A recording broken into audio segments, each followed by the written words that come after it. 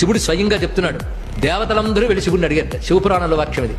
స్వామి, నిన్ను ఆరాధించాలంటారు నిజమే, నిన్ను సులభంగా ఆరాధించాలంటే ఎలా ఆరాధించాలి ఇది అడిగాను. అవునా, చూడండి అన్నాడు. ఒక్కసారి కైలాసం శివుడు ఎవరు కనబడలే, సూర్యమండలం కనబడి, ఆ సూర్యమండలం మధ్యలో ఆయన కనబడ్డాడండి అమ్మవారికి. ఇలా సూర్యమండలంలో ఉన్నవరి ధ్యానిస్తారో వాళ్ళని నేను అనుగ్రహిస్తానని చెప్పాడు ఇక్కడ. ఇదే మాట పద్మపురాణం శివగీతలో చెప్తాడు. ఎవడైతే సూర్యమండలంలో నన్ను ధ్యానిస్తాడో వాడు చివరికి నాలోనే ఐక్యమవుతాడు అన్నాడు. ఇది కూడా సౌకర్యమే.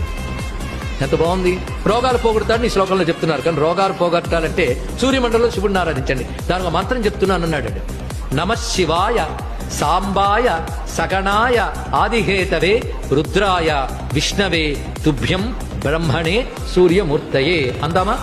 నమః శివాయ సాంబాయ సగణాయాదిహేతవే రుద్రాయ విష్ణవే తుభ్యం